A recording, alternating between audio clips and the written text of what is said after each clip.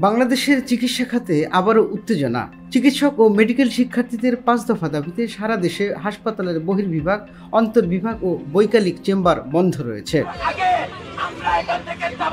MBBS, BDS ডিগ্রিধারী ছাড়া অন্য কেউ নামের আগে ডাক্তার পদবি ব্যবহার করতে পারবে না। রেজিস্টার্ড চিকিৎসক ছাড়া অন্য কেউ স্বাধীনভাবে প্রাইভেট প্র্যাকটিস করতে পারবে না। মেডিকেল অ্যাসিস্ট্যান্ট কোর্স কারিকুলাম সংস্কার ও মানহীন ম্যাটস বন্ধ।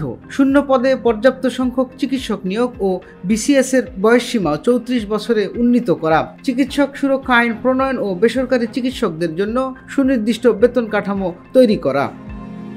আমাদের দেশে পর্যাপ্ত পরিমাণ ডাক্তার থাকার পরও এই এক্সকিউজ ব্যবহার করে মেডস আর ডিএমএফদেরকে একটা সুযোগ তৈরি করে দেওয়া হচ্ছে যাতে তারা তাদের অপচিকিৎসা বজায় রাখতে পারে। আমাদের পরবর্তী পদক্ষেপ হলো আমাদের কোর্টে আমাদের যে রিটটা চলতেছে ডাক্তার পদবি ব্যবহার নিয়ে এমবিবিএস আর বিডিএস দের, এই রিটটা 90 বার পেছানো হয়েছে এবং 12 তারিখ পরবর্তী রিটের আদেশের ডেট দেওয়া হয়েছে।